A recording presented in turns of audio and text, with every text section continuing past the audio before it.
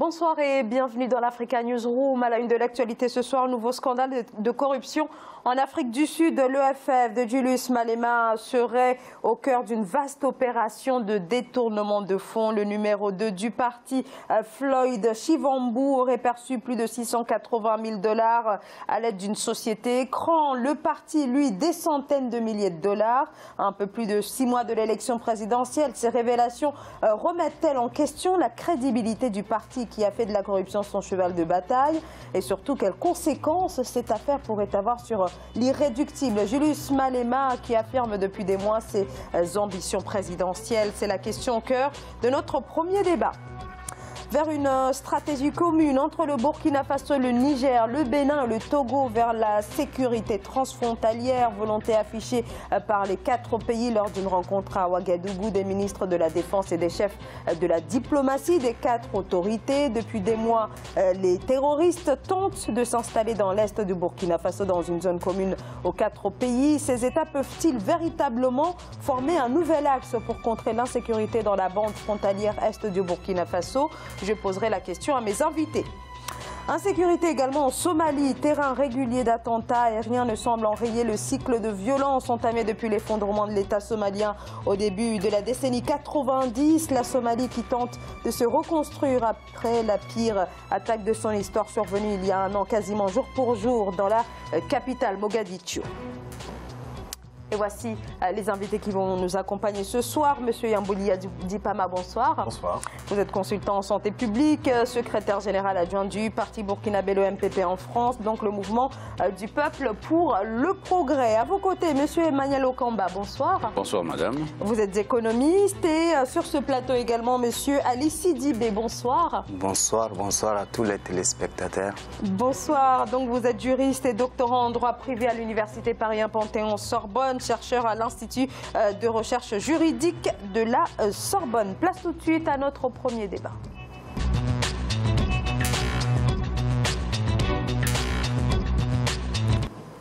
Un peu plus de 6 mois de la présidentielle, un nouveau scandale de corruption éclabousse donc la vie politique sud-africaine. Les choses inhabituelles dans ce pays, le scandale ne vient pas cette fois de l'ANC, mais du parti des combattants pour la liberté économique, le parti radical de gauche de Julius Malema, le FF, qui nie les allégations, aurait illégalement reçu plusieurs centaines de milliers de dollars d'une banque sud-africaine. Mariama Dramé revient sur cette affaire. Nouveau scandale financier en Afrique du Sud. Cette fois-ci, c'est du côté de l'opposition de l'IFF, Economic Freedom Fighters. Le parti de gauche radical de Julius Malema aurait illégalement reçu plusieurs centaines de milliers d'euros de la part d'une banque sud-africaine. Des accusations réfutées par son vice-président qui est directement impliqué. Nous n'avons jamais reçu d'argent de VBS et ceux qui pensent que c'est le cas sont fous. Jamais 10 millions de rand n'ont atterri sur mon compte. Tout ceci est le fruit d'une machine de propagande. C'est de la folie pure. Connu pour être en première ligne pour dénoncer les nombreuses irrégularités du Congrès national africain, l'ANC au pouvoir, à un peu plus de 6 mois de l'élection présidentielle, ces révélations pourraient avoir les conséquences sur la crédibilité de l'IFF qui a pourtant doublé ses intentions de vote dans les derniers sondages. C'est un coup dur pour les partis de M. Malema. C'est vraiment un coup dur.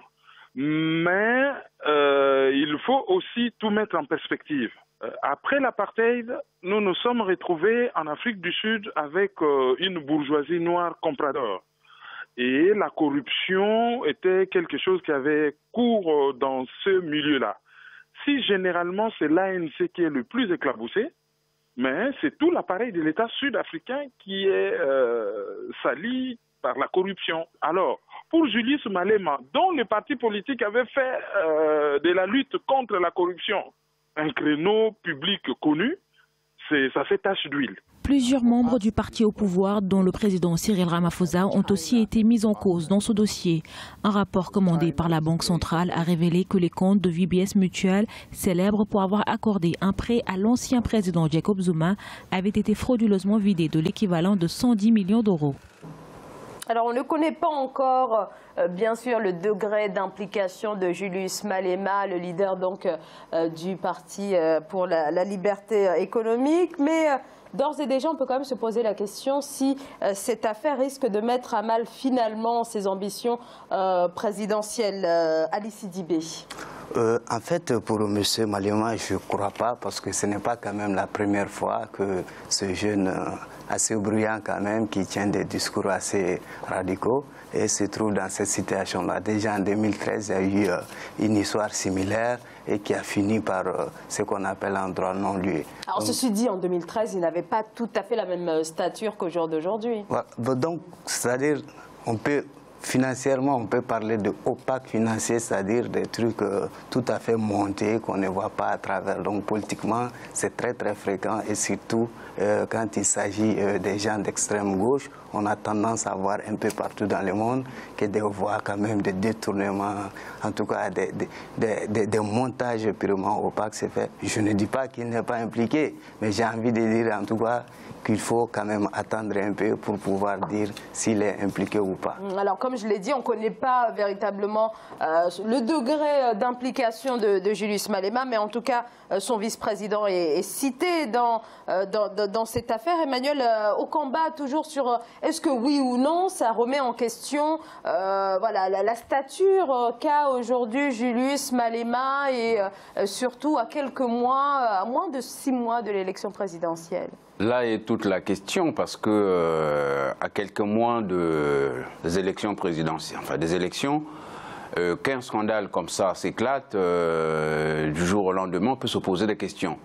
Ce qui est vrai, c'est que cette histoire de corruption en Afrique, on pensait que c'était l'affaire souvent du parti qui est au pouvoir, mais on s'aperçoit que finalement, ce n'est pas seulement le parti qui est au pouvoir, mais c'est aussi l'opposition. Autrement dit, ce microbe, ce virus qui est dans la société est en train de manger petit à petit tout l'intérieur du fruit pour finalement nous pousser à comprendre que ceux qui essaient de lutter contre la corruption, évidemment, devraient faire extrêmement attention d'être irréprochables. Bon, pour l'instant, les personnes qui sont plus ou moins impliquées dans cette affaire, on ne sait pas encore à quel degré ces personnes ont été impliquées. Alors on peut juste se poser la question de l'opportunité d'une telle affaire qui arrive à quelques mois seulement des échéances électorales. Yamboulia Dipama, c'est la crédibilité de l'EFF et plus singulièrement de Julius Malema qui est remise en question. Mais moi, avec cette affaire, en fait, ce qui est marquant, c'est que cette banque, déjà, elle est connue. Hein. Elle est connue parce que c'est cette même banque qui a financé, ou en tout cas accordé de l'argent au président Jacob Zuma. Et ce sont ces malversations et c'est le fait que le président Zuma était trempé dans beaucoup de scandales financiers et autres sur le plan personnel qui l'ont poussé à la démission. Donc quelque part, moi je félicite déjà cette commission d'enquête au niveau de l'Afrique du Sud puisque ça montre que c'est un pays qui est en train de renforcer sa démocratie d'une certaine façon. Et puis, l'enquête en cours, pour moi, ce n'est pas inopportun, je crois, puisque bien que le président Zuma était en exercice, il a été éclaboussé par des affaires qui l'ont conduit à la démission. Donc ça montre quelque part qu'il y a une certaine... c'est vrai que le système judiciaire sud-africain, il est particulier, mais il y a quand même une certaine volonté d'indépendance de cette justice sociale que beaucoup de personnes réclament un peu partout en Afrique, qui montre quelque part qu'en plus du système judiciaire, le système politique fait que le président peut démissionner. Maintenant, par rapport à Julius en lui-même, sa crédibilité n'est pas entachée que par cela, puisque c'est quelqu'un qui a quand même cette propension véritable à avoir des propos qui dérangent. C'est d'ailleurs cela qui... Alors qui dérange peut-être une partie. Qui dérange mais en même temps qui plaît aussi à beaucoup à la jeunesse et qui ont fait finalement... Qui ont fait son credo, son credo pour pouvoir mettre en place ce parti politique d'ailleurs, dont le leitmotiv véritable c'est la lutte contre la corruption. Maintenant, c'est vrai que l'Afrique du Sud sort d'un long processus d'apartheid et de reconstruction de la vie avec cette population noire qui est maintenant au pouvoir. C'est vrai, il y a une bourgeoisie comprador, mais il n'y a que Julius Malema et son adjoint, son vice-président et le frère du vice-président qui est d'ailleurs un des administrateurs de cette banque. Oui, ils sont dans tous les secteurs économiques aujourd'hui qui prouvent que effectivement tout un chacun peut tremper. Malheureusement, c'est vrai, la corruption reste un des fléaux qui mine en fait toute la vie sociale et politique aussi, puisque si les élections sont proches, ça suppose quelque part qu'il faut aussi des fonds pour battre campagne et qu'il faut, donc il y a tout un montage financier quelque part qui peut être mis en place. Ali Sidibé. Moi, je tenterai de rejoindre la thèse du collègue Dibama, en ce sens que, c'est-à-dire que ça va rien entacher à sa crédibilité, je pense. Autant que le jeune Malema, c'est le fruit de l'ANC qu'il a construit. Il connaît bien ce pays, il connaît bien ses partis politiques et son parti est très connu, a été construit, en tout cas sur la base de ces polémiques-là. La corruption, les crimes. Mais justement, le fait que son parti, qui a axé véritablement sa politique, sa stratégie autour de la lutte contre la corruption, d'ailleurs, il y a quelques jours, le FF était au cœur de la polémique, en tout cas parmi ceux qui demandaient la démission du ministre des Finances. Donc, est-ce que le FF et donc Julius Malema va pouvoir rester autour de cette stratégie de lutte contre la corruption avec ces révélations? Finalement, je pense qu'ils savent, eux-mêmes, ils savent que c'est ça qui fait leur gloire, que c'est ça qui fait leur force, ces discours-là. Quand on prend la création du parti qui a quitté l'ANC et EFF, les combattants pour la liberté, ils ont toujours tenu ce discours-là. Et aujourd'hui, c'est la troisième force politique du pays. Voilà, ils n'ont pas quand même de 6% selon les dernières élections générales.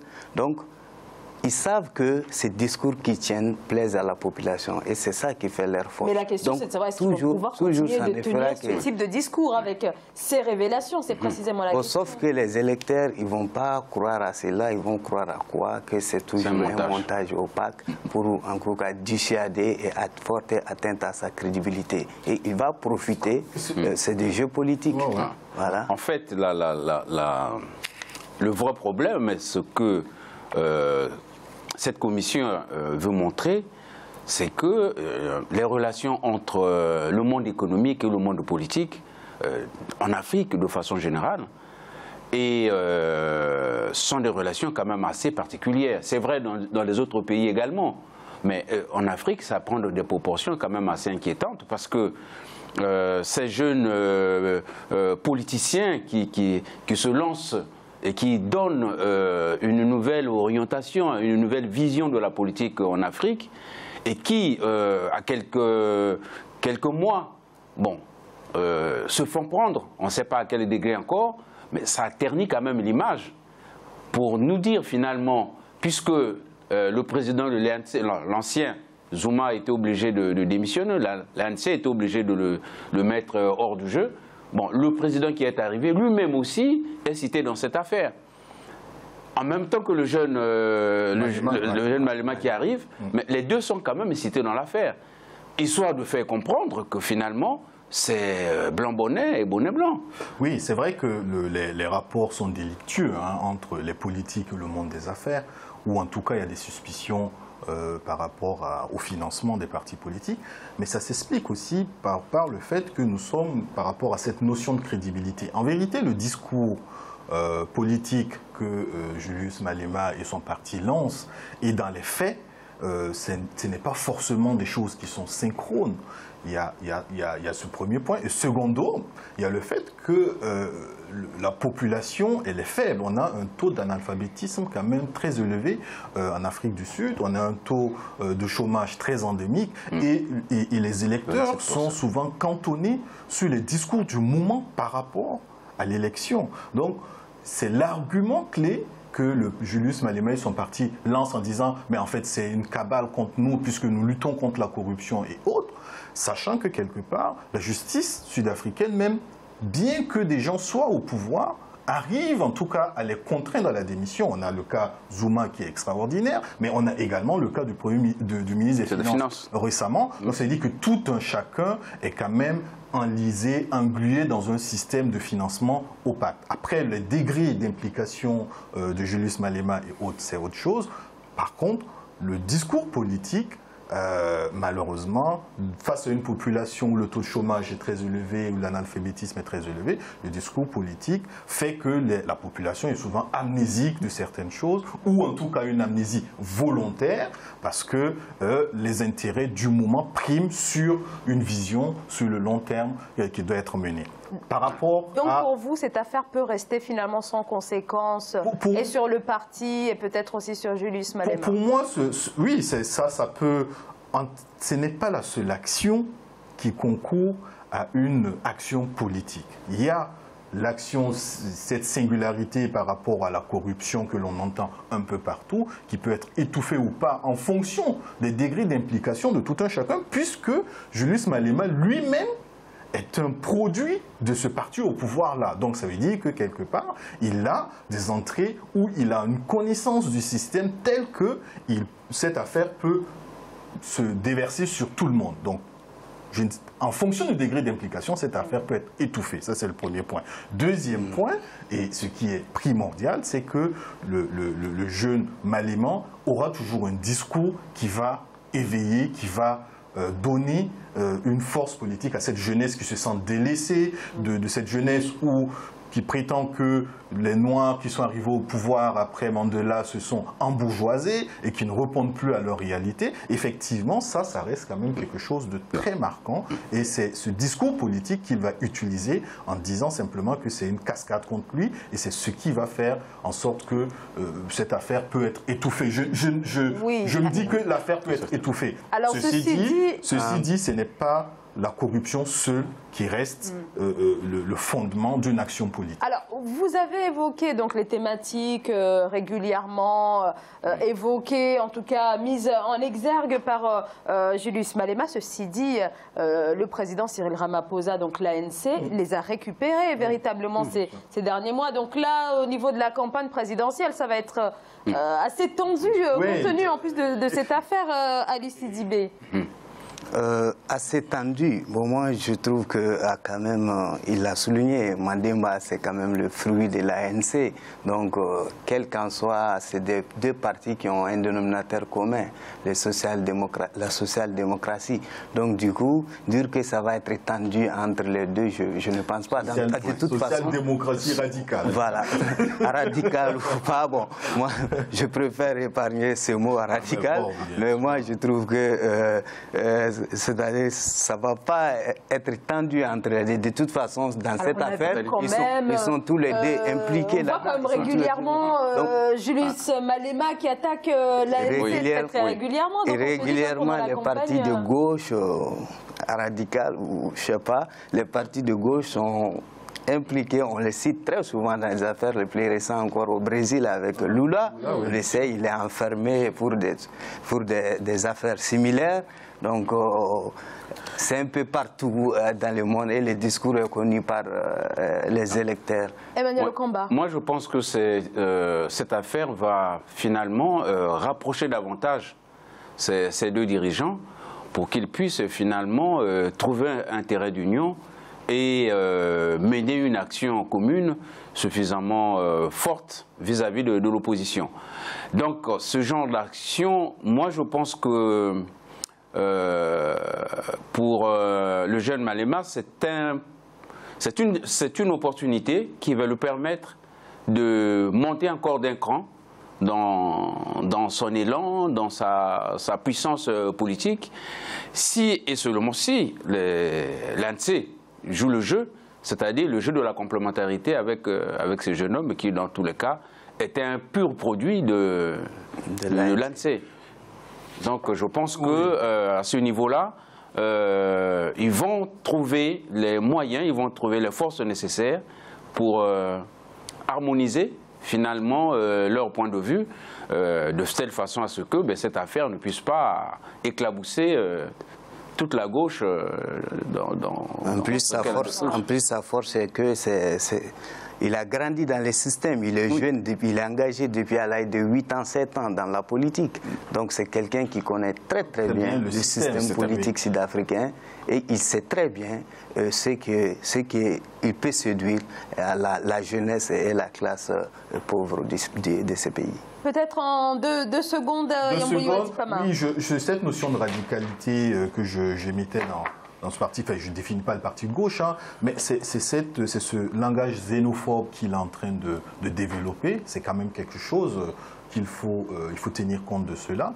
Il y a l'autre aspect, pour moi, qu'il puisse s'allier n'est pas l'apanage aujourd'hui, puisque les alliances politiques se font et se défont en fonction du temps et sur le temps, mais c'est surtout le fait que la justice, elle est quand même indépendante. C'est une commission d'enquête et une justice indépendante qui peut contraindre quelqu'un qui soit au pouvoir de démissionner. Et ça, c'est quand même très important. C'est un message clair et c'est un message qui peut donner et galvaniser beaucoup de justices africaines aujourd'hui qui sont mises en cause ou en tout cas qui sont en collision avec des politiques. Et ça, c'est quand même quelque chose... Alors, Emmanuel Okamba, je sais que vous voulez intervenir, mais on marque une très courte pause et on revient donc toujours sur cette affaire, sur ce scandale de corruption qui touche donc le parti de Julius Malema. Une très courte pause et on se retrouve dans quelques instants. À tout de suite.